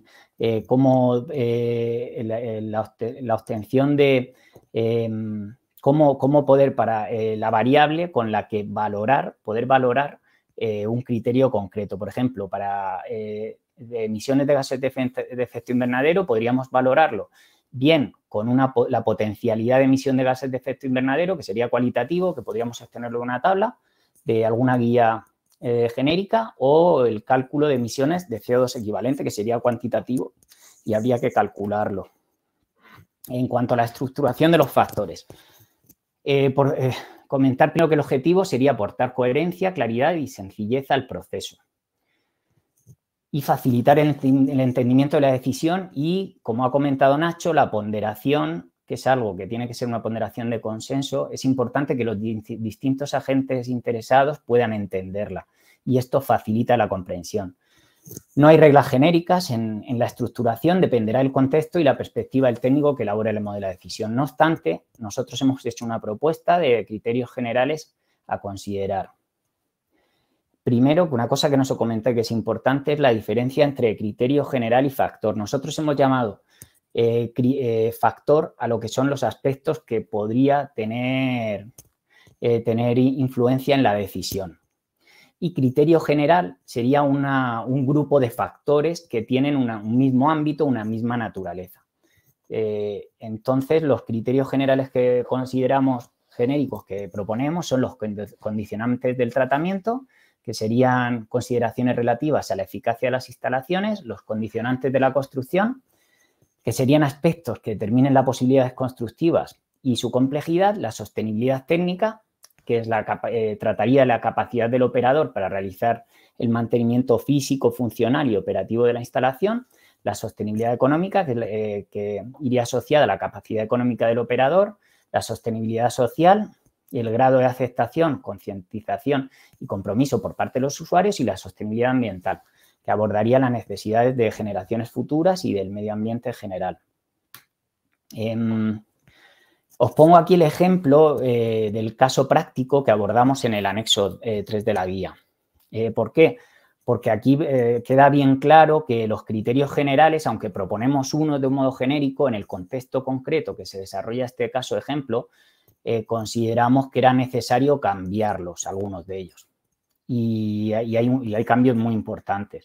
Por ejemplo, como veis, en la diapositiva anterior está la sostenibilidad económica, que es la capacidad económica del operador, como en este caso concreto la financiación era externa, los costos de inversión no influyen en la capacidad, en la sostenibilidad económica. Entonces, se pusieron como un criterio general diferente en el criterio número 2 de costos de construcción. Y luego, pues, hubo algunos otros criterios generales que se le puso directamente el nombre del factor. ¿Por qué? Porque al final lo que se pretende no es hacer un recetario de nombres de criterios generales y que sean siempre los mismos, sino que sea lo más claro posible tanto el método y entendible por todos los actores que van a tomar parte. La ponderación de los criterios, donde aquí se evalúa la importancia de cada criterio y se le asigna un peso a cada uno. Aquí, pues, comentar un poco lo que ya ha dicho Nacho, que es la importancia del técnico responsable, porque el ejercicio de ponderación no debe buscar un peso verdadero o un peso definido, que es el que hay que buscarlo, es un consenso entre los diferentes agentes y las diferentes visiones que tienen, que, como ya ha comentado Nacho, pues va a variar mucho de un actor a otro.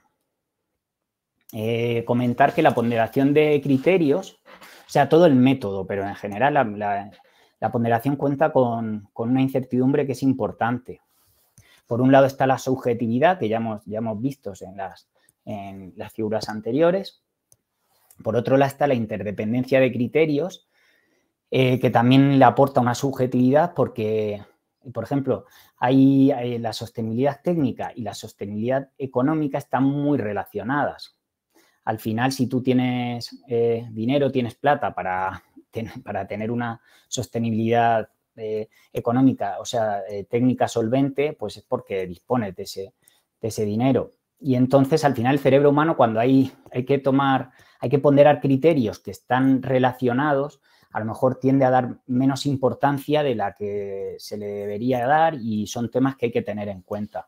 Nunca los criterios no son independientes. Entonces, eso es algo que hay que tener en cuenta y que aporta incertidumbre a la ponderación.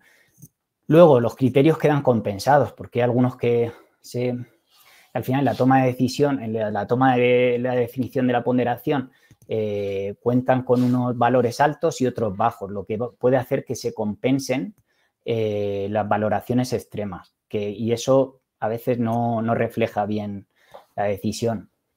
Y luego un tema que es muy importante, seguramente el que más incertidumbre aporte, es que el criterio es el mismo, pero luego a la hora de valorar los atributos que se definan, las diferencias entre alternativas tienen en el modelo de decisión condicionan mucho el resultado. Por ejemplo, podemos decir que tenga una valoración de 1 una tecnología que consideramos que es mala y 5 una que consideramos que es regular, pero como no hay otra que sea mejor, le damos el valor máximo. Todo esto va a condicionar mucho los resultados. Total, que en todo el método, este es en todo el método, pero en la ponderación de criterios en concreto, con más intensidad si cabe, ahí hay que tener en cuenta esta incertidumbre. Hago énfasis de nuevo en lo que ha dicho ya Nacho, que esto es un método este método de decisión no es tan sencillo como una suma ponderada de los factores, que no es un método predictivo. No obstante, nosotros, a pesar de las dificultades intrínsecas que hay del método, se defiende que utilicemos esta suma ponderada porque es sencilla, porque puede ser explicada y es muy fácilmente entendible y consideramos que es la solución menos mala, vamos a definirlo así. En cuanto a los sistemas de puntuación de cada criterio, la guía expone, pues eso, cómo identificar y medir el atributo de cada una de las alternativas a valorar. Cómo hacerlos cuando estos atributos son cualitativos. Aquí, por ejemplo, os pongo un ejemplo de integración paisajística de la guía de pequeñas poblaciones que publicó el CEDEX en 2010 para distintas tecnologías, que sería una valoración cualitativa o atributos medidos de forma cuantitativa, como puede ser el costo. Y bueno, luego habría que, también expone la guía, que los procedimientos que traducen este valor del atributo en una representación de su efecto para poder luego valorarlo en la matriz de decisión. Este es un ejemplo, por ejemplo, que se podría ser para atributos cuantitativos, pues cuando el costo de la alternativa es un 120% del costo promedio de todas las alternativas que se están considerando, se le da la valoración más baja. Cuando es entre un 105 y un 120%, la segunda más baja. Y así se establecen los distintos... los valores de atributos se traducen en una representación que nos sirva para nosotros, para nuestra matriz de decisión. Y por último, hay que hacer una agregación de la información de cada factor para la valoración de cada criterio general, que vendría representado pues, por lo que hemos hablado antes de la suma ponderada. Y ya el último paso sería lo que es el análisis de resultados, que esta parte es si cabe, como os he comentado antes, la más importante. Al final obtendríamos unos resultados, pero es muy importante pararnos a analizarlos. A veces lo que nos va a dar la pista definitiva no es tanto la valoración global, sino a lo mejor la valoración de un criterio concreto al compararlo con las distintas alternativas. Entonces, tendríamos una obtención de puntuación para los factores, para los criterios generales que se han definido, la valoración general, y luego es muy importante hacer un análisis de incertidumbres. Comentar, pues eso, lo que os he dicho antes, tenemos el análisis de resultados, en esta es la matriz de decisión, donde tenemos en la primera columna los criterios generales que se han considerado. Esto viene del caso ejemplo, del anexo 3. Y en las otras columnas pues está la ponderación de ese criterio general y el resultado de multiplicar la valoración por la ponderación. Al final obtenemos, si sumamos todas las lo que son las valoraciones por ponderaciones para cada uno de los criterios generales, se obtiene obtenemos la valoración general. Esto es un resultado que tiene que ser objeto de interpretación. Es habitual hacerlo también, no solamente el valor general agregado, sino hacer este análisis para cada uno de los criterios generales. Por ejemplo, he puesto aquí la complejidad de operación, que en el caso ejemplo se consideró dividirlo en 2 factores, los requerimientos de personal cualificado y disponibilidad de repuestos y servicio técnico, cada uno a su vez con una ponderación y una valoración. Y entonces, una vez que se tienen los resultados, lo que os hablaba antes del análisis de incertidumbres o de sensibilidad, donde lo más práctico es acudir a los criterios que son más determinantes y ver cómo variaciones en la ponderación o en la valoración, qué influencia tendrían en los resultados.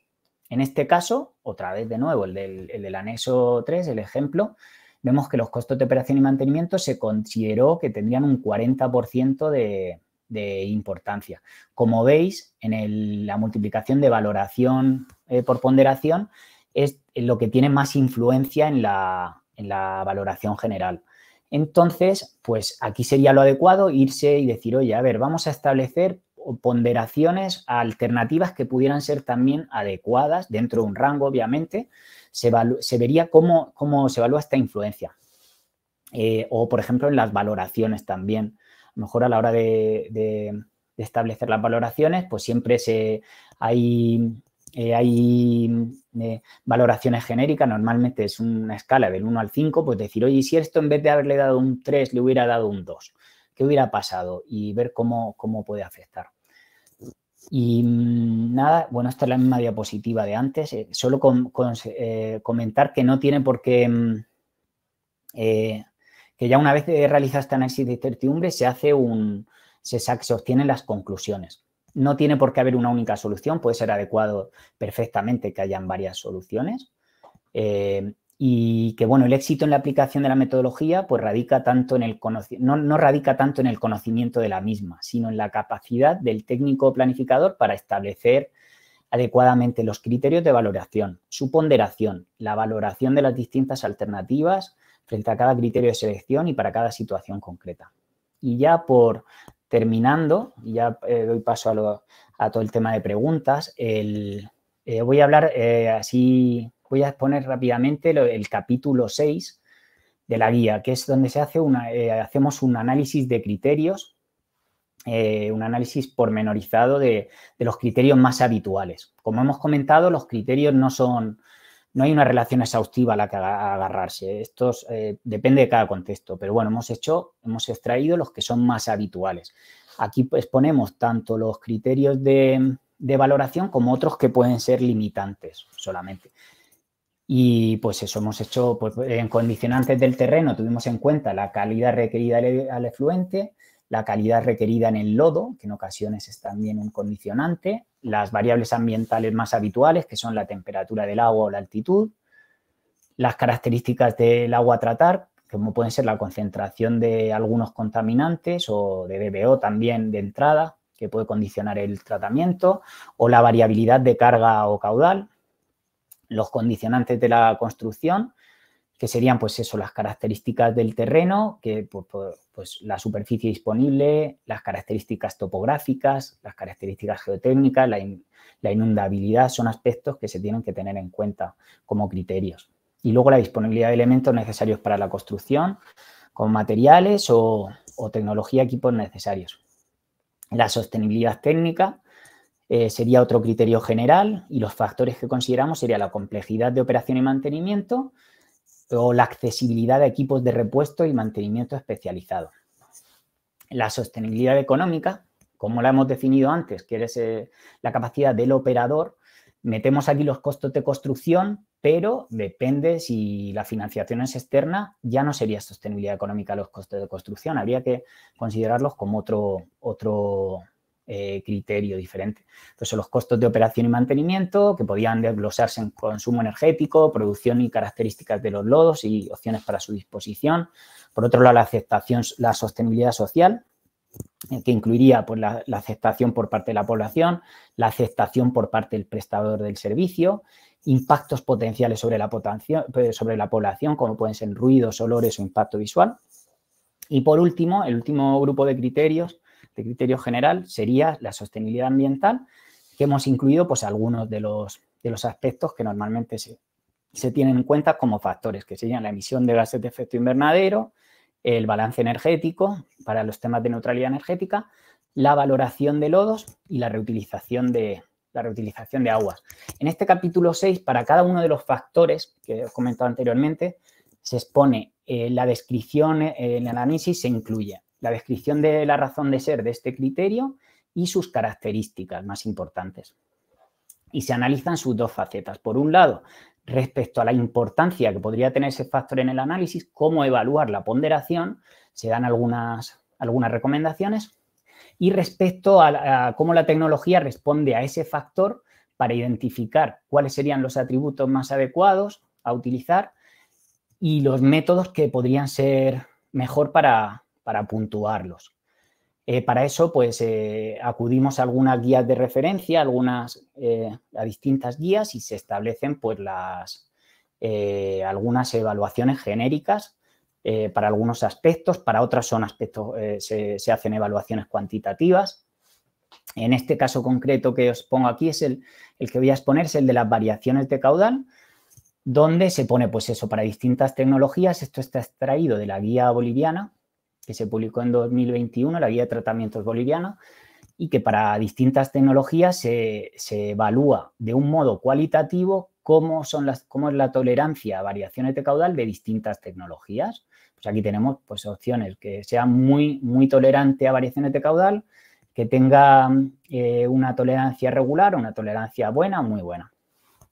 Y por último os comento que para la primera faceta de la importancia que podría tener este factor en el análisis, se han elaborado para muchos de los factores una tabla como esta, una tabla en escalera, donde se exponen situaciones donde podría resultar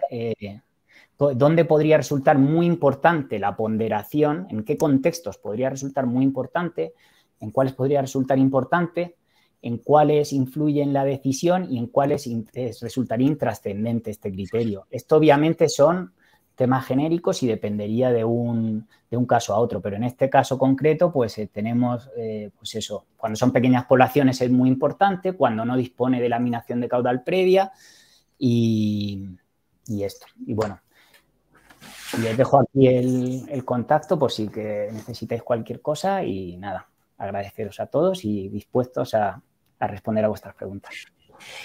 Bueno, Carlos, pues muchas gracias, muy interesante también tu exposición y vamos rápidamente a dar paso a las preguntas que ya nos han dejado bastantes. Mira, comienzo con Ignacio, con Carlos, quien consideréis. Juan José Salas, que no ha podido estar esta tarde, nos ha dejado una pregunta. Bueno, en primer lugar, felicitaros a los compañeros de ustedes y de AECID por el trabajo realizado. Y la pregunta es que en la resolución del caso práctico se indica que para las estimaciones de los requisitos de superficie y de los costos de construcción y de operación y mantenimiento se ha hecho uso de una de las herramientas de cálculo generadas por el CEDE. Quisiera saber si esta herramienta permite obtener esta información discriminada por países, nos pregunta Juan José.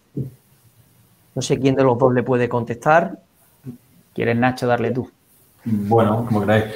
Sí, bueno, esto no lo hemos comentado, ¿no, Carlos? Que de forma complementaria a esta guía, claro, ha insistido Carlos en que para nosotros es muy importante conocer las tecnologías adaptadas al caso concreto, ¿no? Por lo cual pensamos que es una tarea obligada hacer el redimensionamiento de la planta para poder determinar, pues, la superficie que ocupa, los condicionantes de los costes y estimar los costes, ¿no?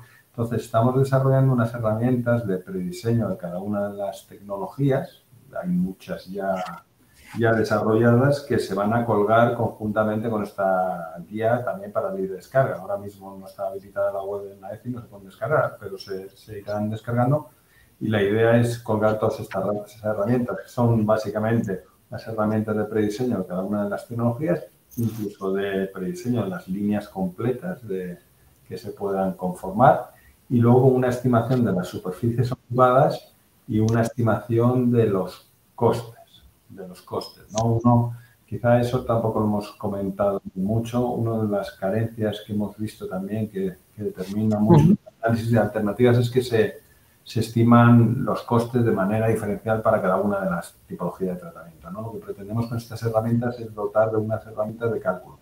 Entonces, no lo hemos hecho, evidente, para todos los países, pero sí fabricamos un poco las herramientas para que a partir de una relación de precios tipos, de costos tipo, de precios unitarios, de partidas de obra y de equipos más importantes, se pueda llegar a una estimación coherente y común de las diferentes alternativas. Todas estas herramientas, bueno, no están todas desarrolladas para todas las tecnologías, pero ya hay muchas y se van a ir colgando, se colgará toda una tacada inicial, luego se irán colgando según se vayan manteniendo. Y la idea es generar en el futuro, pues, un foro de usuarios donde estas herramientas se retroalimenten con el uso y se mantengan, ¿no?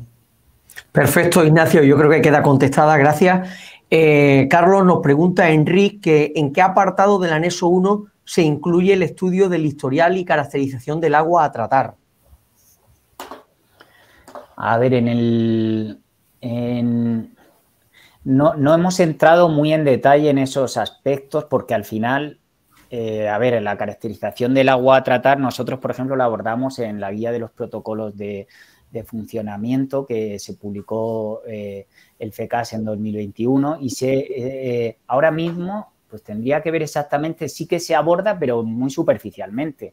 Al final nosotros no pretendíamos hacer un análisis exhaustivo de todos los estudios previos, claro, sino incidir en aquellos que tienen mucha importancia en el estudio de alternativas y obviamente la caracterización sí que tiene influencia. A ver, tendría que ver exactamente dónde. No obstante, no te preocupes, Carlos, como vas a tener mañana su contacto, le podemos contestar directamente después con ese detalle. O sea, que no te preocupes, que vamos a tener su contacto de este compañero. Voy con Yasmina, nos preguntaba Segundo Ceballos, que quisiera saber si ustedes o por intermedio de quién se podría tener apoyo para diseñar e implementar sistemas eficientes para tratar aguas residuales exactamente en la Amazonia de Ecuador, nos dice Segundo Ceballos. No sé si podemos ayudarle, Yasmina, que se sale un poco del contexto. Sí, yo creo que está un poco solicitando el apoyo del CEDEX, ¿no? Entonces, yo simplemente le puedo indicar de qué manera trabajamos normalmente nosotros en coordinación con el CEDEX. Ellos trabajan normalmente a través del fondo porque nosotros tenemos un encargo específico a través del cual ellos nos dan asistencia técnica al fondo en los distintos programas y actividades que llevamos a cabo en la región, ¿no? Entonces, ellos, por ejemplo, participan en la elaboración de estos productos de conocimiento. También, muchas veces, cuando organizamos cursos o formaciones, ellos participan en esos talleres, en esos cursos, en el diseño, en la realización. Y en lo que es la asistencia técnica está vinculada a los proyectos que están incluidos en los programas que está financiando la ECID en los distintos países, ¿no? O sea, está en principio delimitada a ese ámbito, ¿no? No sé si está pensando en un apoyo amplio para una intervención nueva que quieren hacer, en cuyo caso habría que hablar con la Oficina de Cooperación en Terreno para ver qué posibilidades hay de financiación de esa operación, que podría ir acompañada de esa supervisión del CEDEX, o si es una cosa más puntual, quizá incluso hablar directamente con el CEDEX, ¿no? Perfecto, pues que se ponga en contacto con vosotros, ya que tiene también el contacto, y con eso vamos avanzando. Pues gracias, Yasmina. Continúo con Ignacio. Nos pregunta Stalin Muñoz. Buenos días desde Ecuador, se ve un buen trabajo. Mi pregunta es si se ha tomado en cuenta o a qué nivel de detalle el costo económico y su influencia en la tarifa del servicio, que es determinante para su sostenibilidad. Entiendo de las distintas tecnologías que hemos estado hablando, claro. Claro, o sea, lo que establece como un factor fundamental es esa sostenibilidad económica, ¿no? Pues esta sostenibilidad económica y diferentes instrumentos económicos para evaluar su incidencia, ¿no? Claramente, digamos que la forma de traducirlo más evidente es la tarifa que al final repercutirá en el usuario del servicio, ¿no? Evidentemente también hay otro tipo de estimaciones que se pueden realizar, pero eso se considera un factor fundamental. Uno más, ¿no? Dependiendo de la situación y del contexto, puede ser más importante, que es lo que sucede en muchas zonas, como la zona de Latinoamérica, sobre todo en pequeñas poblaciones, o no, como sucede en otras poblaciones de mayor tamaño, igual no es el parámetro más influente, pero sí es un parámetro determinante, ¿no? Estupendo, gracias, Ignacio. Voy con Carlos. Juan Rocha nos hace una pregunta interesante. Dice, los factores de decisión, no sé si se han contemplado aquellos que son de orden jurídico, es decir, tener la propiedad del terreno donde se pretende construir una planta y el uso al que está originalmente destinado el terreno, es decir, si este puede ser usado como equipamiento. A ver, al final no se ha considerado como tal, como un factor, pero si la situación lo recomienda, sí que se podría considerar. Si me permites, Carlos, yo creo que ese es más un factor de selección del terreno de la planta que no de la tecnología de tratamiento, ¿no? O sea, es un poco, esto se entra en el contexto de las alternativas, todos los elementos aquellos que dependen, ¿no? Pero más que un factor para la selección de la tecnología, tener la propiedad jurídica o no del terreno es un factor para la selección del terreno, ¿no? A lo mejor en cuanto a costes de implantación sí que podría ser la propiedad. Si al final es una propiedad y hay que adquirirlo, es una propiedad privada y hubiera que adquirirlo, pues al final los costes adicionales irían en lo que son costes de implantación también. Claro. Voy contigo, Ignacio. Nos dice Wilson que si para poblaciones de menos de 5.000 habitantes aisladas de los centros urbanos, ¿qué tecnologías o tren de tratamiento sería el más recomendable para lograr un secundario con DBO menor de 40 y sólido en suspensión menor de 40? No sé si le podemos dar alguna recomendación. Si puedo dar esa respuesta, no haría la guía. ¿Qué quiero decir? Precisamente lo que la guía te propone es que analices las alternativas y cómo analizarlas en sus factores, ¿no? Porque fíjate un poco lo que decíamos antes. En ese rango de poblaciones tú vas a tener muchas singularidades más importantes y puede haber diferencias más importantes de una población a otra, de disponibilidad de terreno, de vertidos, de entrada de aguas fluviales, de 1000 factores, ¿no? Pero en general, como solución idónea para las menores de 5.000 y las mayores de 100.000, que sea lo más sencillo y lo más sostenible posible. Perfecto. También nos preguntaba Carlos, nos preguntaba Fran Márquez, si esta guía estaría o se podría aplicar para el estudio de una edad para un pequeño núcleo industrial con unas 300 personas que tratara aguas grises, fecales y con algo de hidrocarburos. Sí, claro que se podría, o sea, que se podría utilizar. Habría que evaluar, pues eso, hasta qué punto la influencia que tiene la industria en este núcleo y conocer las bases de partida. Al final esto es una metodología genérica que dependiendo del caso se aplica de una manera o de otra, pero nuestra idea sí es hacerla flexible totalmente para que el caso que sea necesario se pueda abordar, pero se tendrán en cuenta, pues si es una pequeña población, pues por ejemplo las variaciones de caudal serán muy grandes. Si es hay un núcleo que tiene una influencia industrial muy grande, pues habrá que ver cuáles son lo que son la concentración de los contaminantes, si puede influir a determinados tratamientos o no, pero claro que la metodología es aplicable. Claro. Sigo contigo, Carlos. Nos pregunta Enrique que si en el análisis de incertidumbre final, ¿quiénes deben ser los participantes? ¿El promotor, la ingeniería, la administración, el operador, todos juntos? ¿O todos ellos? En un ejercicio de transparencia se puede, el que lo realiza es el proyectista o el encargado de hacer el modelo de decisión, pero sí que es importante que en un ejercicio de transparencia, porque al final, después de que es algo que no he comentado bien, normalmente al hacer los análisis de incertidumbres, en el 90% de los casos es que sale la tecnología ganadora es la ganadora en cualquier caso y escenario. Y esto puede ayudar mucho pues, a determinar en un ejercicio de transparencia de por qué una alternativa es la más adecuada en distintos escenarios. O plasmar que puede haber dos que puedan ser más razonables. Perfecto, voy contigo, Ignacio. Gracias, Carlos. Jorge Velázquez nos preguntaba si existe alguna ponderación sustentada en el marco legal donde se considere la línea base del cuerpo hídrico receptor versus los límites de descargas establecidos en la normativa ambiental. No sé si acabo de entender bien esa pregunta, ¿no? O sea, la ponderación de límites de descarga frente a objetivos de calidad. Entiendo que sí, pero no lo tengo tampoco claro. Claro, yo entiendo que en ambos casos, si tengo una normativa que me obliga a cumplir con unos límites de descarga y con unos objetivos de calidad, ambos casos deben ser un factor limitante, ¿no?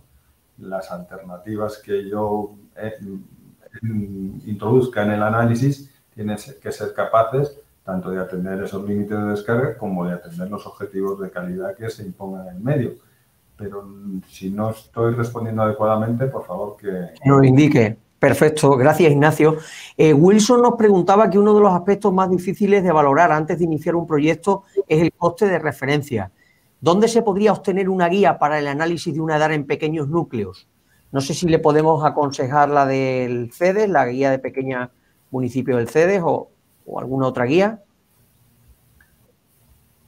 ¿De edad, Nacho? Si lo que pretende es solo estimación de costes, eso es un tema que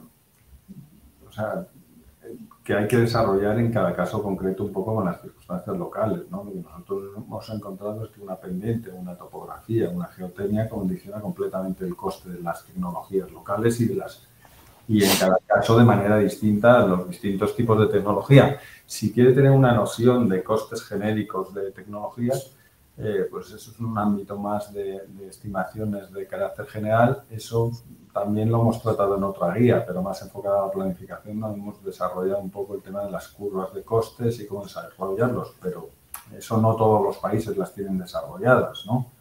Claro. Y el tema de las curvas teóricas, pues se pueden hacer a partir de las herramientas que vamos a ir cobrando nosotros también. Claro. Gracias, Ignacio. Ignacio Santamaría nos pregunta que más allá de lo que se incluye en la guía, me gustaría escuchar cómo se han introducido elementos puramente ingenieriles a la hora de analizar alternativas para asegurar la sostenibilidad. Por ejemplo, adecuación tarifaria progresiva, modelos de gestión operativa y adecuaciones institucionales según la capacidad instalada, aspectos socioambientales, disposición final, reuso, etcétera. No sé si podemos contestarle, Carlos o Ignacio. No sé si esta es una pregunta más para Yasmina, ¿no? Pero si queréis... O quizá Yasmina. O yo, ¿no? yo creo que efectivamente ese concepto holístico de lo que es el desarrollo y la guía intenta introducir este concepto, ¿no? Intenta introducir que ya unos aspectos que es un poco rigen todo el cuadro de productos de conocimiento, que cuando se desarrolla un sistema de saneamiento y tratamiento no estamos desarrollando una infraestructura, estamos desarrollando un servicio, tres ejes, ¿no? Lo que es la generación de la demanda, el comportamiento de los usuarios y lo que es el operador y la sostenibilidad del operador. Y aquí también la sostenibilidad ambiental que la estamos introduciendo a través también del análisis, ¿no? Todos esos elementos integran el desarrollo del servicio. Y esto se centra solo en una parte muy pequeña, pero intenta traducir todo este planteamiento de sostenibilidad general, ¿no? Pero en la página que presentaba Yasmina se va a tratar de hacer eso, ¿no? Un poco desarrollar productos de conocimiento para los tres ejes, para las infraestructuras, para los usuarios y la demanda del servicio y para los operadores, ¿no? Perfecto, gracias Ignacio. Voy con Yasmina, quizás esta sea para ti. Nos pregunta Juana Amada que cómo influye la cultura y las costumbres poblacionales en el uso, adaptación y conservación de las nuevas tecnologías. ¿Cuál debería ser el plan a seguir para aminorar el impacto? Si le puedes ayudar tú, Yasmín.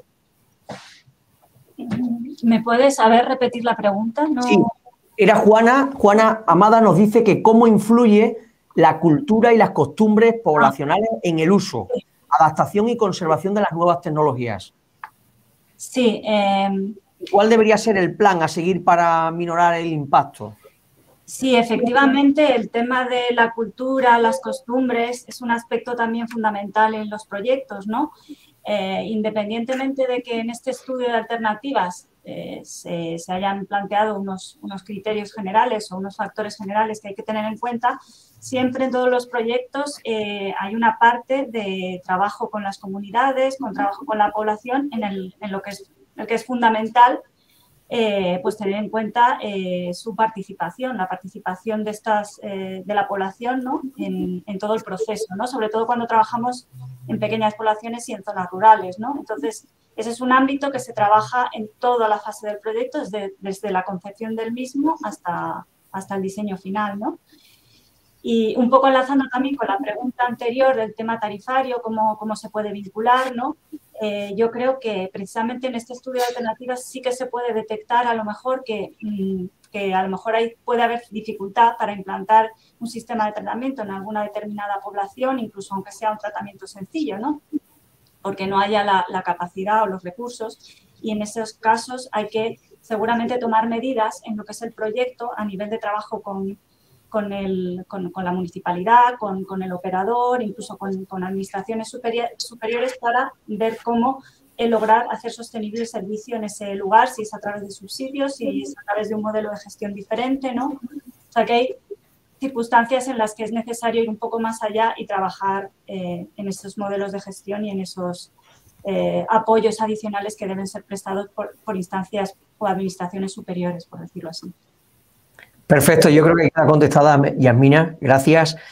Mar Moliner, de la Agencia Catalana del Agua, os felicita por el trabajo. Y continúo, ya estamos en las últimas preguntas, voy con Ignacio. Nos dice Manuel Rodríguez, soy de la empresa Filtagras y quería preguntarle a Ignacio si tienen conocimiento de algunas nuevas tecnologías eficientes para pequeñas poblaciones desarrolladas en los últimos tiempos, en los últimos años. Bueno, este es un sector tremendamente dinámico, ¿no? Yo creo que debe haber pocos sectores con tantos inventores como en el tratamiento de las aguas, ¿no? Entonces, sí hay nuevas tecnologías muy, muy sugerentes, ¿no? Estos que usan la electricidad y que reducen y emplean sistemas de humedales y reducen la superficie, otros que utilizan otros sustratos. Incluso hay tecnologías muy consolidadas pero que tienen poca difusión, como los vermifiltros o algunos alimentos así, o en algunos países todavía no acaban de convencer los sistemas anaerobios, en otros sí. Hay todas unas tecnologías medio novedosas, pero que incluso son poco conocidas en determinados ámbitos y siempre surgen nuevos. Como recomendación de nueva tecnología, nosotros no vamos a hacer mientras no estén consolidadas. Y las consolidadas Claro. son conocidas, ¿no? Porque luego la realidad las tiene que probar en muchas circunstancias. Efectivamente. Pues gracias, Ignacio. Yasmina, ya veo que le has contestado también a Segundo para que se pueda poner en contacto con vosotros en el caso que estén interesados. Y por nuestra parte, nada más, ya están contestadas todas las preguntas que nos habéis ido dejando. Te doy paso, Yasmina, antes de cerrar, para si quieres que nos despedirte o quieres comentar algún tema de las guías y demás de los próximos días. Sí, no, únicamente agradecer nuevamente la participación. Veo que ha sido bastante amplia en todo el transcurso de la jornada, que tienen la guía a su disposición, que tienen todos estos trabajos que hemos estado comentando, algunos de ellos durante la jornada, también van a estar a disposición en la página web y en cuanto la tengamos activa, pues se va a compartir con todos ustedes, con todas las personas que se han registrado. Y muchísimas gracias a todos por estar ahí. Perfecto, gracias, Yasmina. Bueno, pues yo para despedirme quiero dar las gracias a todos los asistentes de España, Portugal y especialmente, como os decía hoy, de América Latina, que habéis sido muchos durante la tarde. Hemos contado con más de 900 inscritos y más de 400 personas han estado en directo durante la tarde y el resto pues lo podrán ver en diferido a partir de ahora. Darle las gracias al Fondo de Cooperación Paraguay y Saneamiento, al FECAS-ECID y a Yasmina Ferrer por estar al frente y, como no, a los autores de esta extraordinaria guía de tecnologías de tratamiento de aguas residuales, a Ignacio del Río y a Carlos López y al propio CEDES, que es la institución a la que representan. Así que espero que haya sido una tarde muy provechosa para todos y que nos veamos pronto en futuros eventos. Muchas gracias, Yasmina, gracias, Ignacio, y gracias, Carlos, y que tengáis una buena tarde y gracias a todos. Hasta pronto. Gracias a vosotros, chao. Gracias, adiós. Gracias, hasta pronto.